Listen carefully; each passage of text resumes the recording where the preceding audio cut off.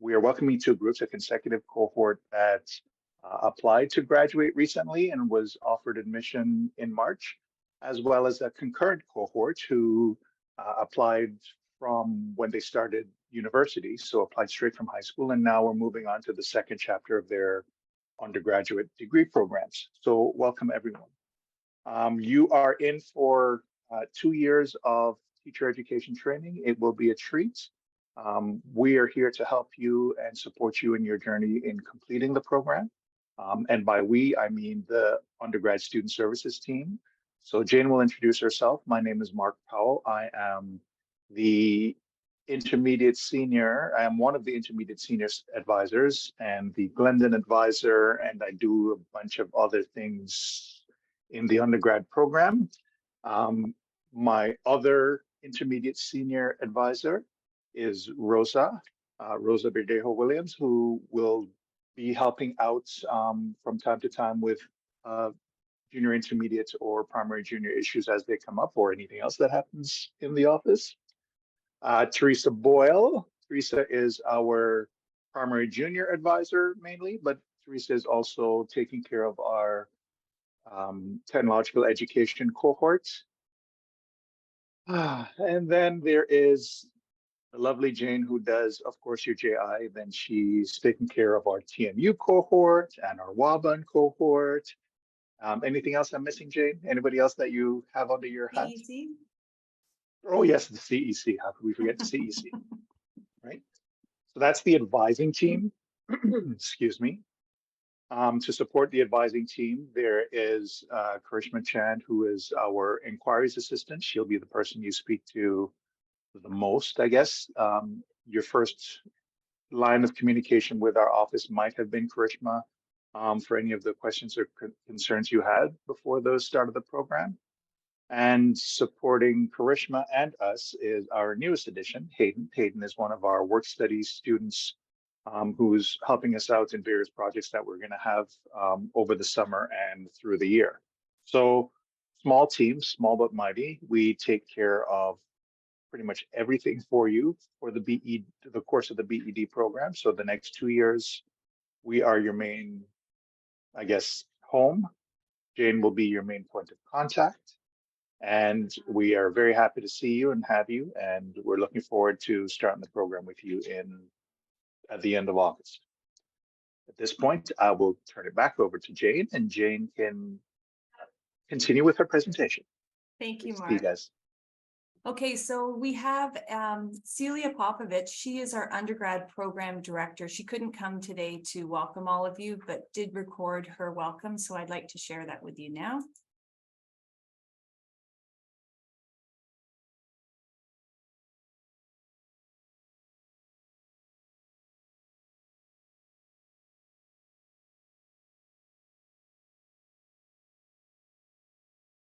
This worked this morning when I did this. Let's see.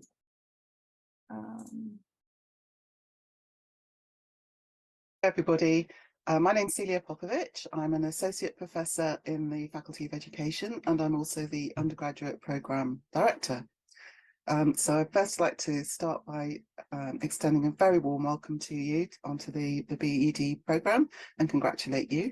I know some of you are continuing your journey at York, having completed your first degree here. So this is the ongoing part of your 6-year journey, or more even, while others of you are joining York for the first time.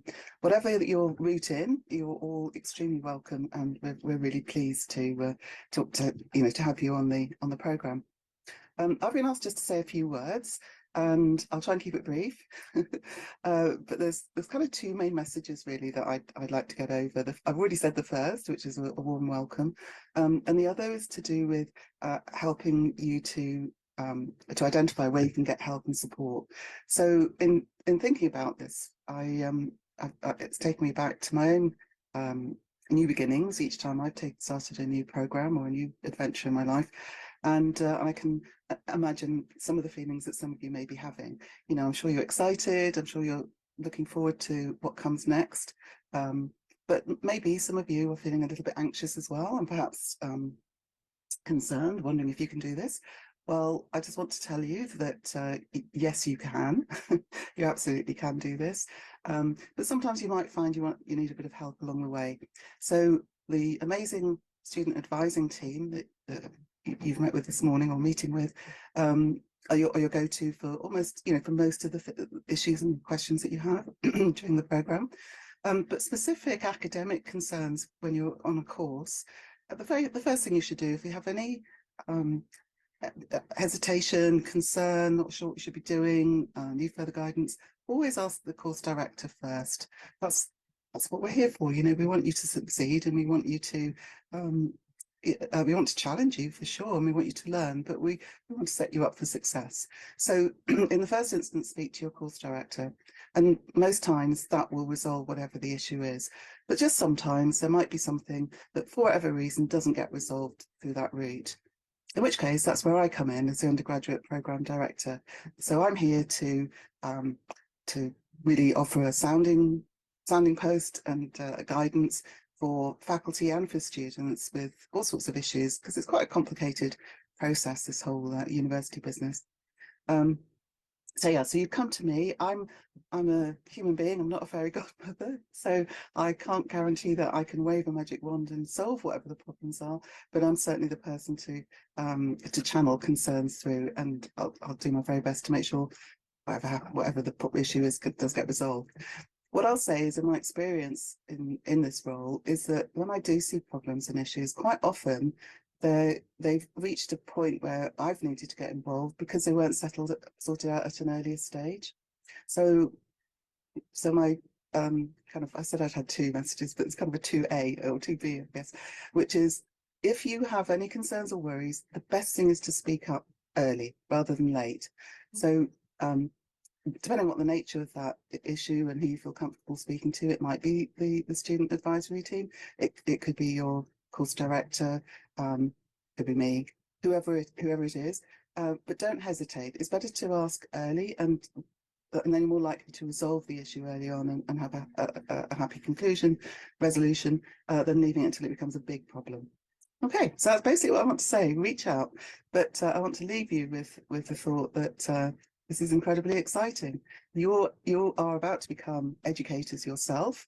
You've been on the receiving end, and you're continuing to be. So you've got a double role right now, especially in your practicums. But try to hang on to some of those feelings that you have right now of trepidation, anxiety. I don't mean hang on to them so that you continue feeling that way, but remember what it was like when you started out, because you're going to be the person that's trying to reassure and help learners to learn in the future, and having a bit of empathy can go a long way. Okay, I wish you all the best. Thank you.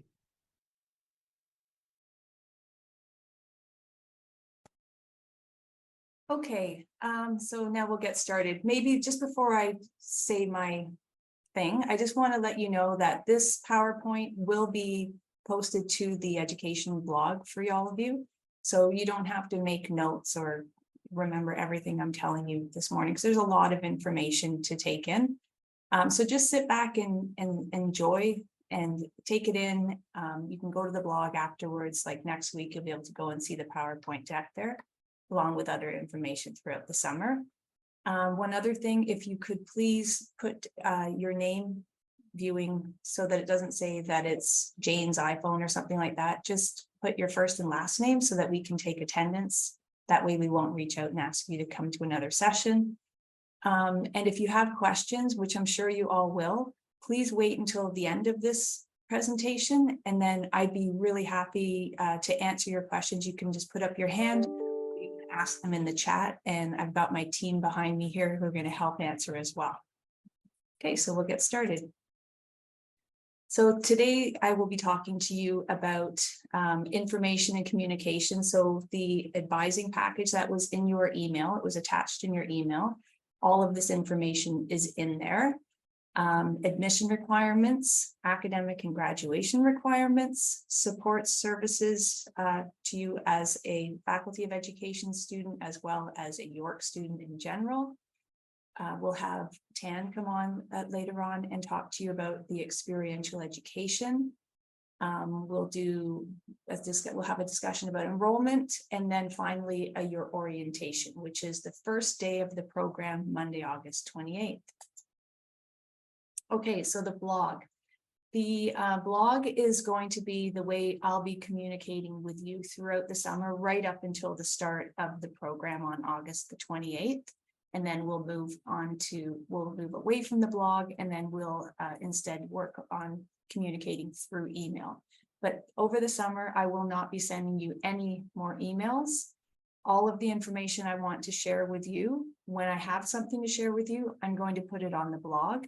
So please go to the blog regularly to see if there's anything there. Maybe once a week would be good. The link is at the top of the slide, and then you need to just go over here to click on advising and enrollment. There's a drop down and you'll see all the different cohorts at York. The one that you want to be going to is the JI Kiel cohort, and all of that information that gets posted in there throughout the summer will be pertaining to you only. Okay, so when we do, excuse me, when we do move away from the blog, once the program starts and we start emailing with each other, we want you to use a York email address. And this will be created when you set up your Passport York. It will create a York email address for you. There's a link there, the Google Info link, to show you the process on having, how to access your York email and that sort of thing. Everything about the York email can be found on that link.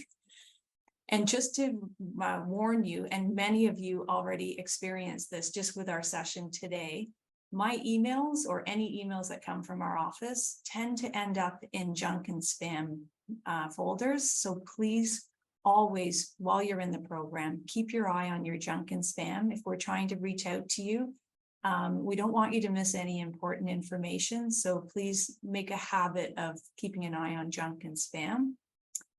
And when you are communicating with us through email, could you please include your cohort and your year level and your student number? So for instance, for you guys, if you could create a signature email so that every time you send us an email, it just automatically gets populated there. You would you would sign your email as your full name, and then it would say year 1 JI Kiel, and then your York student number. And that really helps me find you on the system quickly so that I can assist you more efficiently rather than typing your name into the system. There's like thousands of students at York, so it takes a long time to find you. So that really helps me to get back to you sooner. So the advising package, this was attached to my email when I was inviting you to the Zoom session. So please go back and check for that in your email. So this information here, this particular page is the first page of your advising package. So on the left-hand side column, this is information regarding services that are available to you as a Faculty of Education student. And on the right side, there are services available to you as a York University student in general. So I'd like you to take some time this summer, just going to each of the links to see what is available for you.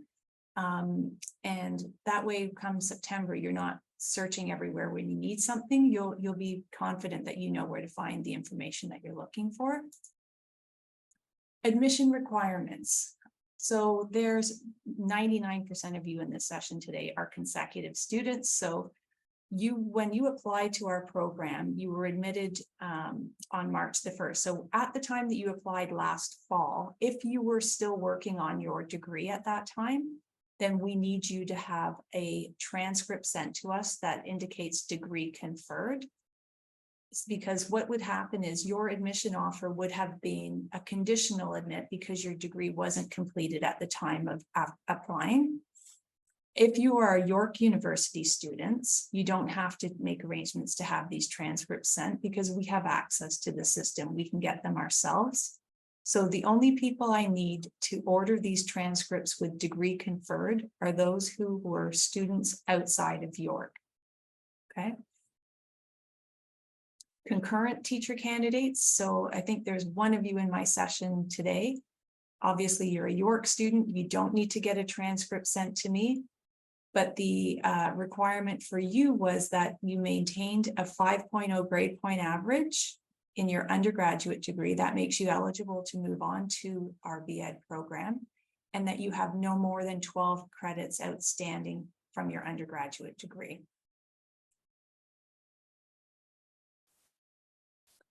So the academic graduation requirements: to maintain good standing in the BEd program, you must receive a minimum C+ in each and every education course that you take. So it's not an overall, it's every single course that you take in the BEd program, you must achieve a minimum of a C+. And with your practicums, school and community practicums, those are not graded. They're issued a pass or fail, so you must pass all of your practicums as well. Academic and support tools. So Celia, in her address to you, talked about this. We want you to have a close communication with your instructor if you are encountering any problems while you're in the program. Rather than being quiet about it and getting buried in it, no one will be able to help you if you are quiet about things. So if you're experiencing any problems, please don't be quiet. Please reach out to your instructor, reach out to me so that I can help put something in place if you're requiring to petition something, maybe a rule or regulation, or if you need some extra time with an assignment, that sort of thing. Please reach out to us so that we can support you so that you can be successful in the program. For those of you, if anybody unfortunately has to withdraw from the program, we need you to reach out to me as well so I can support you on the proper way to have this done. The other thing I want to mention is over the summer, if anything were to come up where you needed to maybe defer your acceptance and start September of 2024 instead, please reach out to me so that we can put a deferral in place so that you can potentially defer your acceptance and start with us the following year. That could be any reason, like health reasons or financial reasons. There's all kinds of reasons this could happen. Please reach out to me so I can discuss with you your options. So accommodations, this is one of the, this is in your advising package. So if you are requiring any support throughout the program, so academic supports, we have a Student Accessibility Services office here at York. Their link is right there. I would like you to go to their website and get registered with Student Accessibility Services so that they can put things in place so that you can be supported throughout the 2 years of the program and therefore be successful as well. Please check out their website, find out how to register with them and get that in place as soon as possible so that you're ready and your instructors are notified so that everyone can support you on your journey through your 2 years of education. So the learning management system we use here at York University is called eClass. And eClass is it provides a link to the instructors and students within each of your classes. So the instructors for eClass will post lesson plans and readings. There will be discussion groups set up there. And it's also where you will be submitting your assignments. This is all through eClass. So there's a link at the bottom of this slide in your advising package as well to familiarize yourself with our eClass learning system.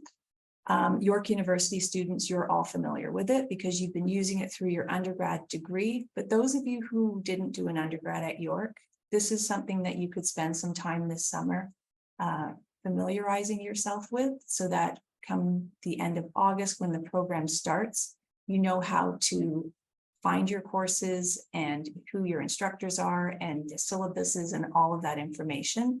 It will all be live toward the end of August, just before classes start.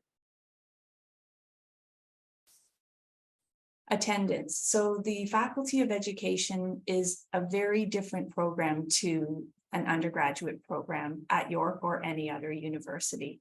It's a very small, the class sizes are very small. There's like 45 students in your classes typically. So attendance is very, very important. You have to attend all of your classes.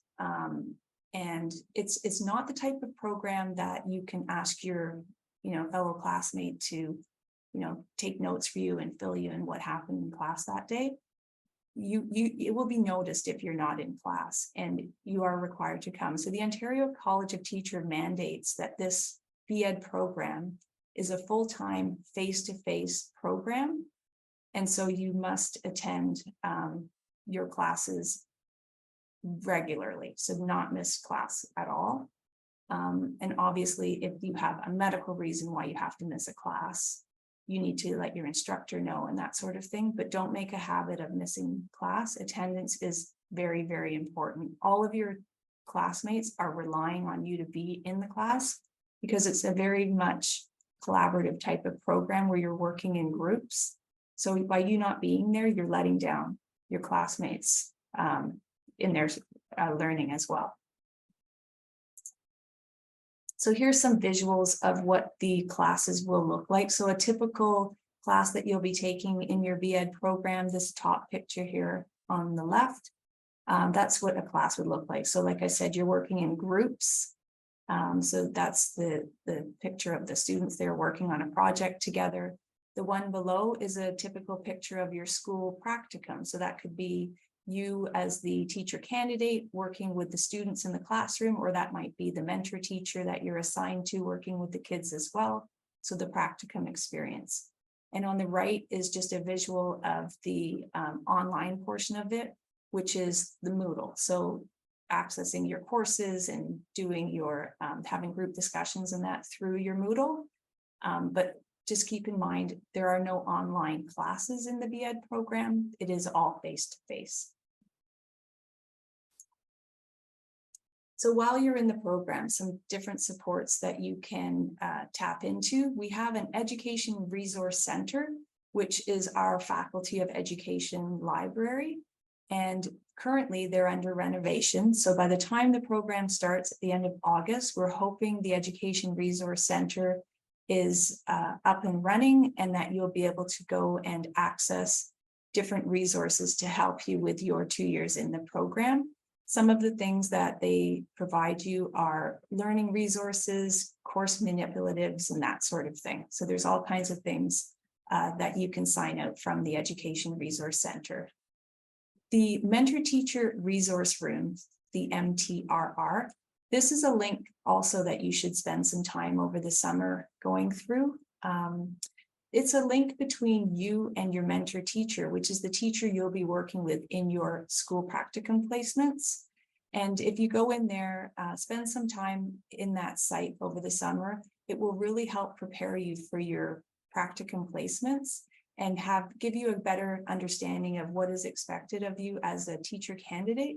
And on the flip side, what is expected of a mentor teacher as well. BEd course requirements. So we use Google Calendar in the Faculty of Education, and sometime at the end of June, we expect the calendars to go live. So that's something I'll put in the blog to let you know when it has gone live, so that you can access the Google Calendar, and you will see your entire first year on the Google Calendar, month by month. Day by day, and you'll see classes that are assigned to you, when your practicums are, so you won't be at school, you'll be at your practicums, a community practicum one day and a school practicum another day. So refer to your Google Calendar to keep you in line with what is going on week by week. There might be a class that you typically go to every Monday, but the third Monday of that month, there's a workshop. That's the sort of thing that would be updated in your Google Calendar. So we want you to really refer to those regularly. All the information about books and requirements for the courses, that will all be posted in your e-class toward the beginning of classes at the end of August. And your absolute biggest resource and support within this program is your fellow classmates, each other. Like you guys are all in this program together. You're JI teacher candidates. You've got 2 years to get to know each other, to go out to your practicums, communities and schools, take all of those experiences back to your classes and share with your classmates and sort of support each other that way. So you guys are going to get to know each other well and hopefully develop really close relationships as well.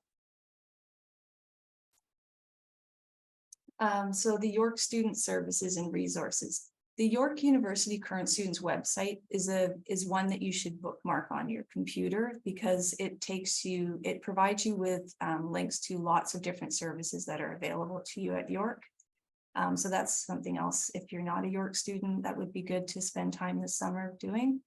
And OSAP, for those of you who are requiring OSAP, you should, I don't know if the application is up yet. It should be very soon if it's not yet, but you can get the process started if you go to their website and start filling in the pre-application information, and then you can put the application through before June 30th. Okay. YU cards. We want you all to get a YU card. That's the York University ID card. It was always a physical card, and they're now working on moving toward a digital card. So it would be an app on your phone. So keep an eye on their website. They'll be updating it to let everyone know when the phone app will be available. And then you can go ahead and get that YU card. You could come on throughout the summer if you want to do it, or you can wait until orientation day, since you'll be on campus anyways. But just keep an eye on their website for updates as to when it's going live. And the purpose of the YU card, you need it for instance, if you want to come to our Education Resource Center, they're going to want to see your YU card for a form of ID, and it's a form of ID for all services at York, like the Scott Library. If you wanted to use the facilities in the gyms and that sort of thing, you need to use your YU card. And outside of York, going into your practicums, it's a good form of ID to identify yourself as a York University student. So we definitely want you all to get a YU card. Fees. So these are the fees that students who completed their first year this year paid. So it will be a little bit different for you guys come September, but the fees haven't been posted yet. Sometime at the end of June, early July, they will be. So this year students paid first year about $8,000. It's 33 credits in your first year and then 27 credits in your second year. So it would be, the fees will be less in year 2 because you'll be 6 credits less than the first year. And sorry, I should go back. Fees to pay your fees, you can do that through online banking, just as you would pay a bill. So you can set up York University as the payee and your York student number as your account number. That's how you pay your fees, which for fall would be September 10th, and then your winter fees will be due January 10th. FISA. So we have a Faculty of Education Student Association, and they will be at our orientation day to introduce themselves and talk about all of the different things that they're involved in. And they will also want to get you involved as a junior intermediate teacher candidate. They'd like a representation from all the cohorts. So they'll be asking for people to volunteer to become part of FISA. They do all kinds of work. They're sort of the voice for the Faculty of Education students. They plan a lot of things, and you can follow them on Facebook to see what's going on and what they're working on right now and throughout the 2 years of your program. The police record check and vulnerable sector screening. So everyone is required to get the VSS, and you need to have it to cover you for your school and your community practicums. So you need to have one that covers you from September until the end of April for both years of the BEd program. They expire after 1 year. And so we will be putting information on the blog about this. And And also in your advising package, it explains to you, depending on where you live, that's where you need to order your police record check with vulnerable sector screening. So all of the different jurisdictions are in the advising package, but there's a little bit of a process that's different for Toronto residents. So that means you have a postal code that begins with the letter M. In the advising package, there's quite a large section of information about this process. So we ask that those of you with the letter beginning M in your postal code to stay at the very end of the session after we've had the questions answered. And Tan from our experiential education office will explain that process to you. And I think I have Tan now to come and say a few words about this. Tan? Hello, thank you so much, Jane. Hi, everyone. Good morning. It's lovely to meet you all virtually. We are very excited to welcome you onto campus and officially as part of this program in the fall. My name is Tan Din. I am the experiential education assistant at our practicum/experiential education office. We are right across the hall from your student services team. So when you do find yourself on Keele campus, please come by and say hi. We would love to meet you in person.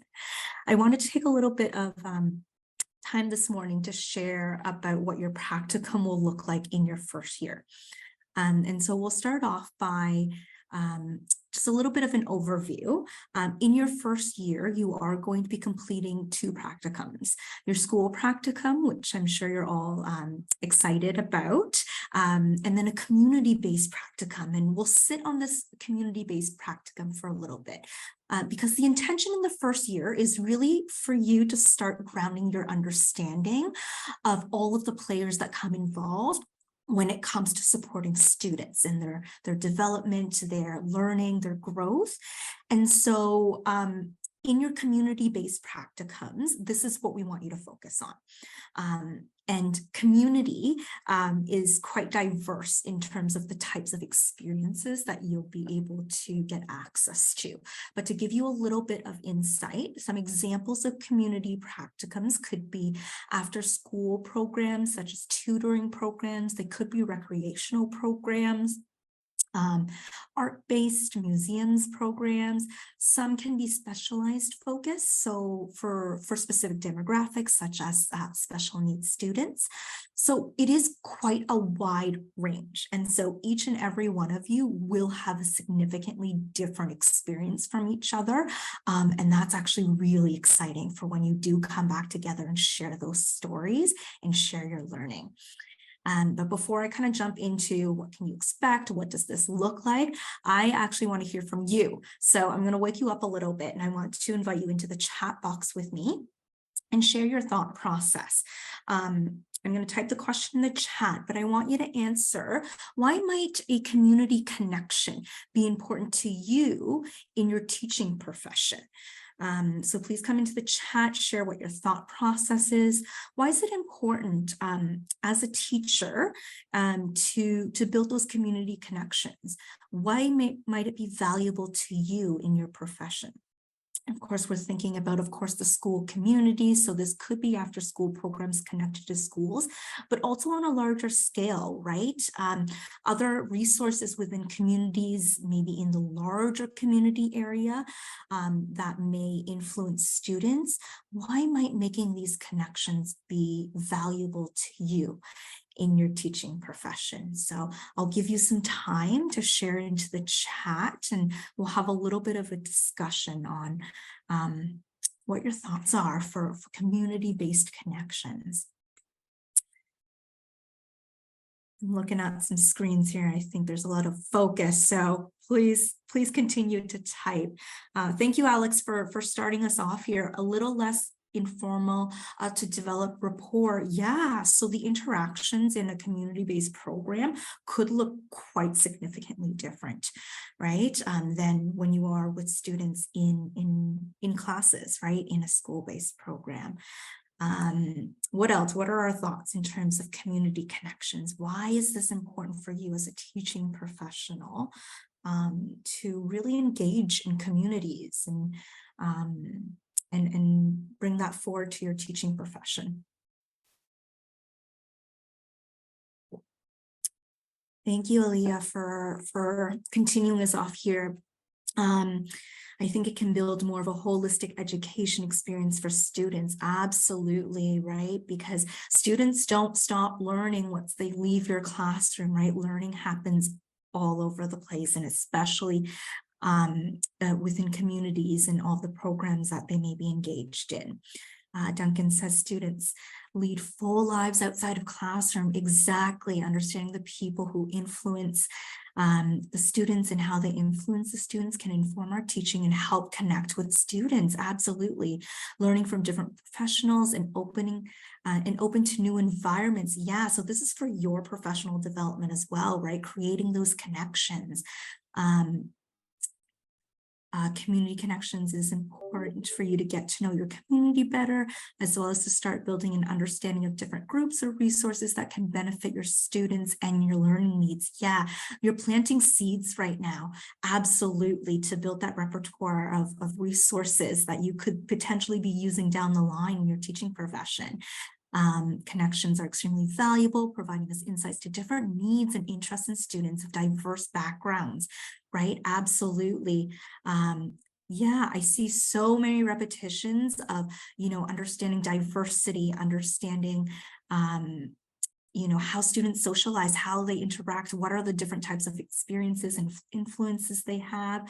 So thank you so much for everyone who contribute. Please take some time to read your peers' answers, because you could see that you're already starting to make those connections, right? And right now you're demonstrating you understand the value of community, right? You understand the value of why we have a community practicum right at the very beginning of your program here. And really, many of you have touched base on this, but we want you to focus on taking this experience and really allowing you to gain that holistic understanding of your students, of your families, that goes beyond the classrooms, right? We want you to start drawing connections. We want you to start building context of your students' larger world, right? So that when they do show up into your classroom, you can meet them where they are.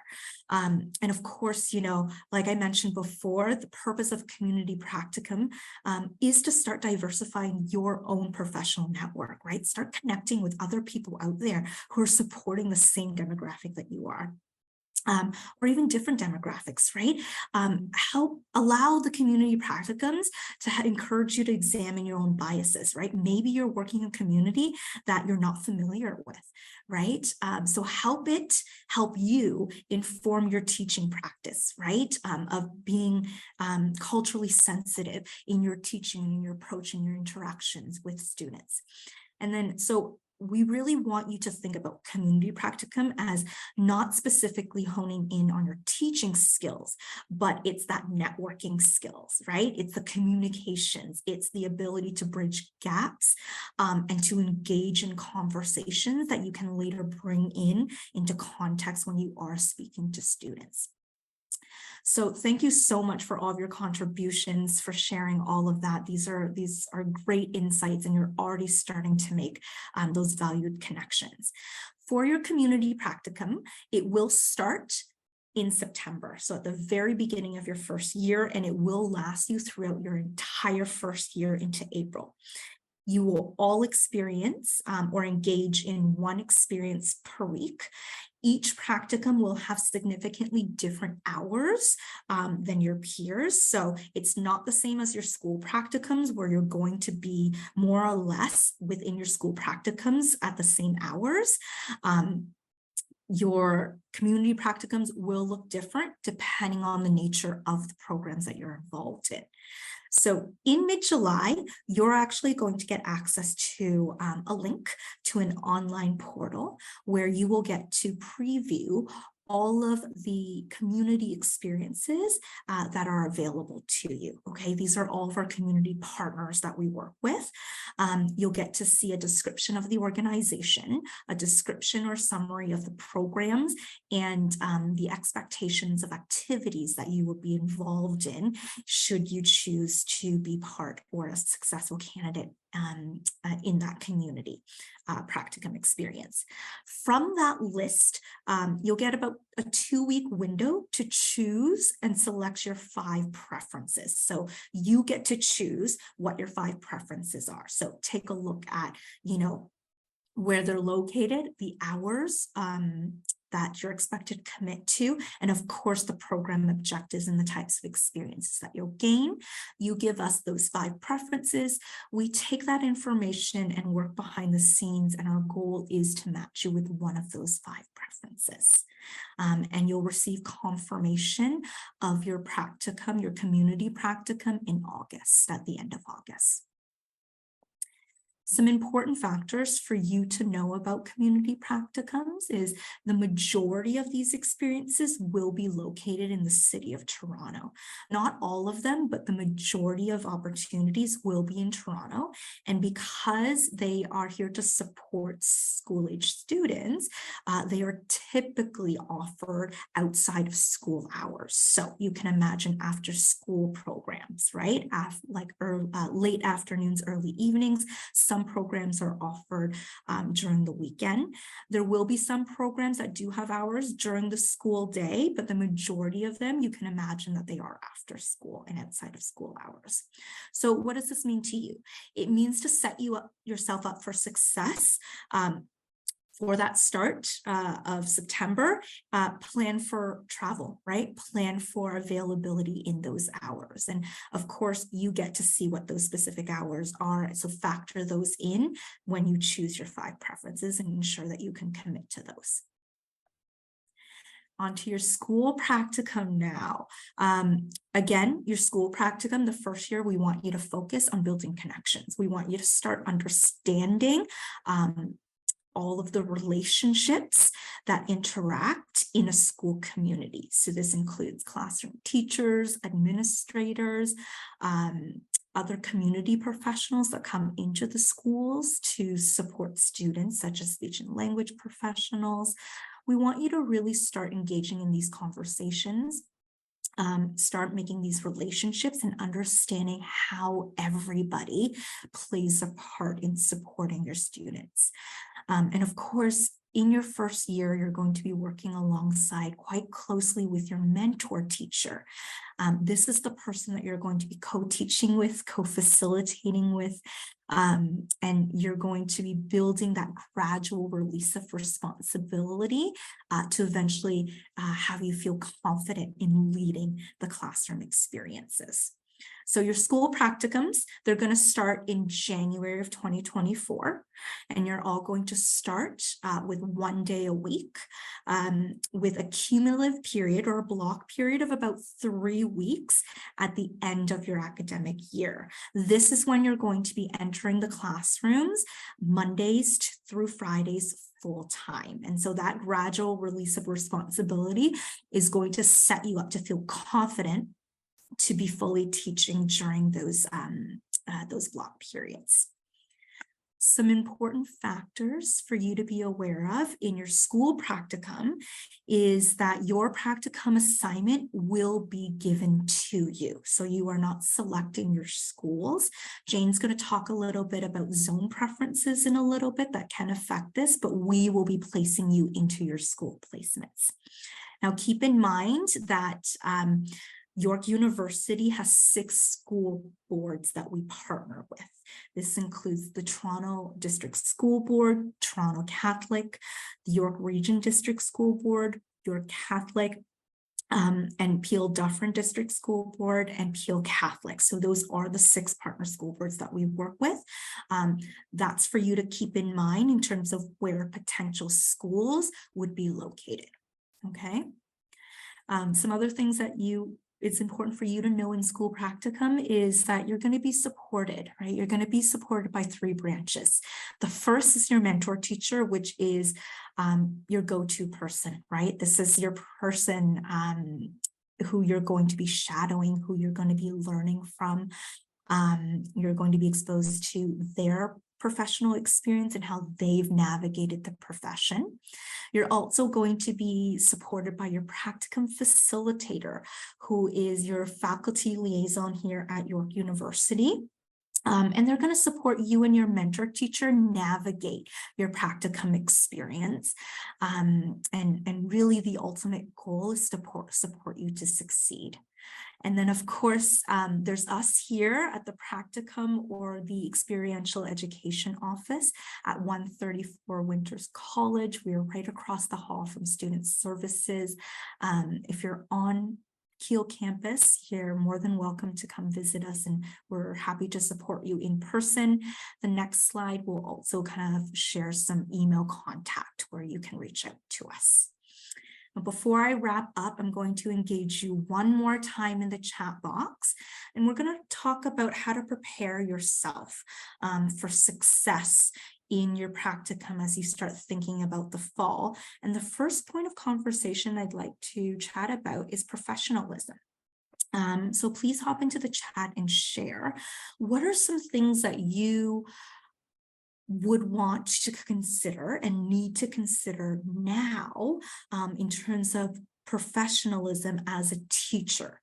Now, that first day, when you enter your practicum, your community practicum, you're going to be seen as a professional. You're going to be seen as a teacher. And so we really want you to start wrapping your head around not being a student anymore, but being that professional. You're representing yourself as an educator in these spaces. What is it that you need to consider now in terms of professionalism so that you are showing up reflective of who you want to be as a teacher? I'll give you a couple of minutes here, share inside the chat. What are some things that you would need to consider, both when you show up in person and especially before you show up for that first day in community practicum? Duncan, not vain at all. Wardrobe and appearance absolutely matter, right? Especially in the spaces that you're teaching. You want to stand out as a teacher, right? You want to show up and you want to make a presence as you are a teacher in the room. Now, your community-based practicum and even school practicum, each culture will be slightly different. So we do encourage you to use those keen observation skills and mimic the professional attire. And really, as students, it's always kind of recommended that you go a little bit above and beyond, especially on your first day, right, to make those impressions. You want to be dressing better than the students that you're teaching, right, and that you're interacting with. Punctuality, there's Jessica said that communication with others, especially being respectful when it's hard to be. Yeah, so I encourage you to dive a little bit deeper in terms of what that looks like, what that sounds like, right? Punctuality and positive attitude, absolutely making sure that you're showing up and that when you do show up, you're making that positive impression. There's also comments on showing interest in the school community from the outside and to take advantage of the opportunity to engage in the right way. Yeah, so really taking advantage of the fact that you're connected, right? And reach out to people, show curiosity. Lots of insights and responses on communication, absolutely. Yeah, there's that balance of being approachable, relatable, but also professional, right? So think about what that line might look like for you, right? Think about the types of language, the types of conversations that you might engage in. Right, it's great that you're starting to think about this, but really consider, what does this look like in a school context? What is this going to look like in a community context, right? Yes, being open to learn from everyone, right? Even in a student perspective, like you are there to learn, right? But especially when you move into, outside of the student role and you're in that teacher role, you're still being open and engaging with others and welcoming those experiences. And then, of course, setting healthy boundaries, being open to feedback. Yes. So really, really great. If you're typing, please continue to type. I want your peers to see what your thought process is. One thing that I wanted to touch base on that hasn't specifically been addressed here is, let's take a look at what you need to consider now before the students even meet you, right? Before you even get a chance to start building those relationships, start having those conversations. We want you to take a look at your online presence, right? And your social media presence in specific. Guaranteed that when the students do meet you, they're going to know your name. They might Google you up, might try to figure out what's out there about you. So now's the time to do a little bit of research on yourself. Take a look at what's out there when you do Google yourself. Take a look at your social media channels, your privacy settings, and not just, you know, what you post, what you engage in, but maybe outside who you're connected with and what you potentially could be linked to, right? And really have that reflection and ask yourself, is this information something that I would be comfortable having a student see, having a parent see, having a teacher colleague see, or a potential future principal see, right? Help you make informed decisions on how you want to represent yourself as a professional, right? Ask yourself if this image is consistent with who you want to be seen as a teacher, because you don't stop being a teacher after you leave your classroom, right? You're a teacher 100% of the time when you're walking down the street to grab a coffee, when you're going to the grocery store, right? So your online presence is that virtual community that you also should be aware of when it comes to professionalism as a teacher. So we encourage you to take some time over the summer before you officially start the program. Take a little bit of a look. You may want to do some editing. You may want to consider what happens moving on now, because you are going to be in a teaching profession, and that is always going to be something that your students and others in the network will be looking at as well. Great, thank you so much for contributing all of those great insights. A couple more points that we want you to think about to set you up for success, because of course we want you to succeed, right? We want you to start thinking about what are some areas that you need to start making arrangements for right now outside of school, so that you can allow yourself to be fully present, okay? Whether that be, travel or, commitments to other family members and other responsibilities. Allow yourself to not only show up to these practicums, but show up fully, right? You want to be there, you want to be present, and you want to be adding value. So think and start making arrangements now, so when it does come to end of August and September, that you're going to show up and you're going to be 100% there. You can embrace those experiences. We also want you to focus on building and adopting that open-minded mindset now, right? Being flexible and being adaptable are very foundational skill sets in every profession, but you'll soon find out that especially in teaching, you're going to be asked to adapt, right? Adapting to meeting the needs of your organization, of your schools, of your classroom, and especially of your students, so that you can meet their needs, right? And so that flexibility is not something that can necessarily be taught. It is a mindset that you have to adapt. And in fact, guaranteed that when you walk away from these 2 years and your practicum experiences, you're going to be speaking to your success stories based on the challenges that you've been faced, right? And how you've been able to overcome those. And so do embrace that, right? And do allow that as a learning experience, and be flexible throughout your entire practicum experiences. And with that said, there are some logistics, some behind the scenes of how we match you and where we match you with your practicum sites that we don't always have control over, right? We do work with school boards, and sometimes they take control over where students are placed. And so to simplify this, you may not be placed at the school that's closest to you or right down the street from you, but you will be placed in a physical classroom with an educator who is there to mentor you, and you will be gaining valuable teaching experience and community-based experience. So regardless of that, we do ask for your flexibility, but you are going to come out of this with a valuable learning experience, and to wrap this up, we want you to enjoy it. We want you to take it in, and we want you to learn from it. You're all going on this journey together, and you're going to come out of this more exceptional teachers than you think you will be. And so we want you to take some time and really smile through it.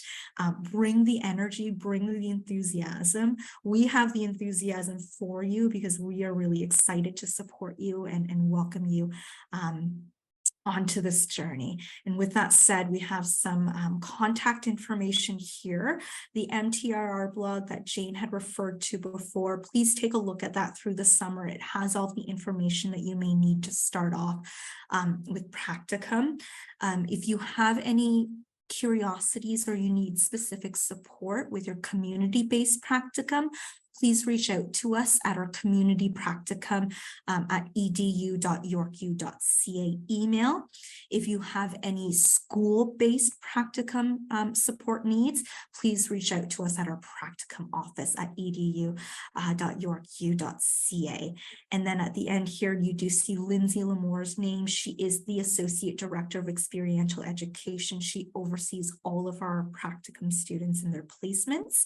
And that's her contact information there should you wish to reach out directly to her.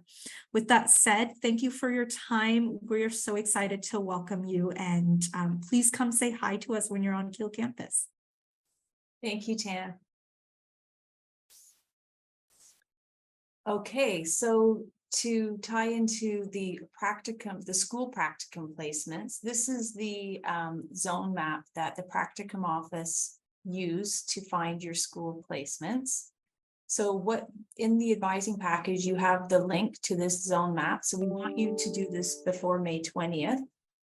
You're going to choose 2 zone areas that you would like to be placed in, and the practicum office will place you in one of them. And you also need to indicate if you would like a public or a Catholic school placement. So you cannot choose your school practicum placements. We have lots of schools that we work with that we're in partnership with. So we only want to know, based on this map, 2 choices that you have, and then the practicum office will take that information and find a school for you. So as Tan said, we work with York Region, Toronto, and Peel or Dufferin Peel, both public and separate school boards.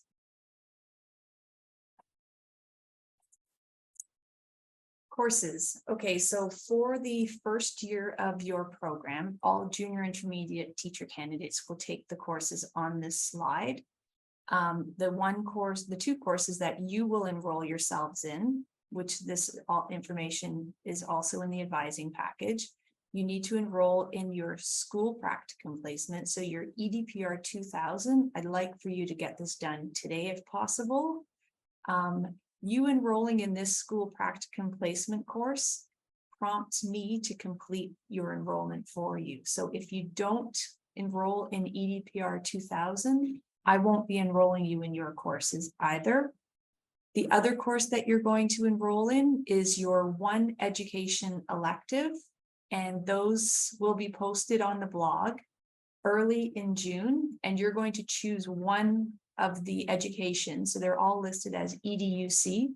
You'll choose one of these courses on June the 12th. So the remaining courses down here, the Adolescent Development and Health, Inclusive Education, Foundations of Education, and so on. All of these courses you will be taking in the first year of your BEd, and I'm going to enroll you in all of those after you've enrolled in your EDPR 2000 and also your One Education elective. So the catalog number assigned to that EDPR 2000 course that I need you all to enroll in today is D51P01, okay?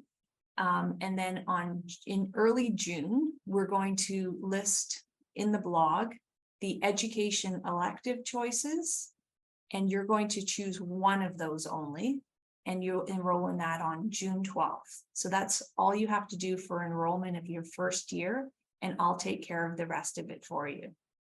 Okay. So the orientation day or the first day of school, Monday, August 28th. So if you're going on holiday this summer, you're out of the country, make sure to arrange to be back the weekend before Monday, August 28th, because that is your first day of school. Information about rooms and all of that sort of thing, times that you need to be here, that will be updated in the Google Calendar closer to the Monday, August 28th day. So you can keep your eye on that. So orientation day, the first day, Monday, August 28th, it's a welcome to the program. So there will be many guest speakers there to welcome you. The Ontario Teachers Federation will come and talk to you. So also the Ontario College of Teachers, they're going to be there as well. So the Ontario College of Teachers are who you're going to be registered with once you finish your BEd program and start applying for teaching positions. So you're going to hear a lot of information from them. It's also that Monday, August 28th, that week is you're going to have your practicum breakout session. So the EDPR 1000, which is your community practicum, that seminar that's attached to that practicum, you're going to have 3 out of your 6 seminars that first week of Monday, August 28th. So classes are beginning.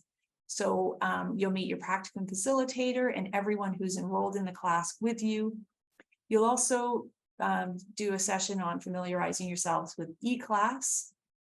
So just to really emphasize that the program starts on Monday, August 28th. We need you to be here in person that morning. And the times and the locations that you need to come to on that day will be posted in the Google Calendar closer to the start of the program. Campus tours. So for those of you who aren't York students, there's a link here that you can actually click on to book a campus tour. So welcome to do that. York is a very big campus. It's a really nice campus. So just to familiarize yourself with the different buildings, getting to classes and that sort of thing, it's a good idea for you to go ahead and book a campus tour. If you're coming to, also we have a subway at York, so it's very accessible if you're not driving to take the TTC. The subway comes right to the York campus, as well as there's a bus system that comes from east and west and north.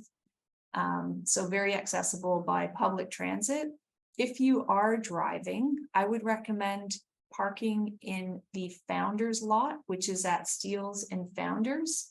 And that's rather than getting a sessional parking pass, because you won't be on campus 5 days a week. You'll see in the calendar and in that little sample of a timetable I put in your package, you're really only going to be stepping on campus 3 out of 5 days tops a week. And so you're better off paying as you come. So I think it's $10 to park in the Founders lot, which is the cheapest place to park. And it's also the closest lot, really, that's not expensive to Winters College where we are. And that's where some of your classes, that's sort of like the central place of where your courses will be.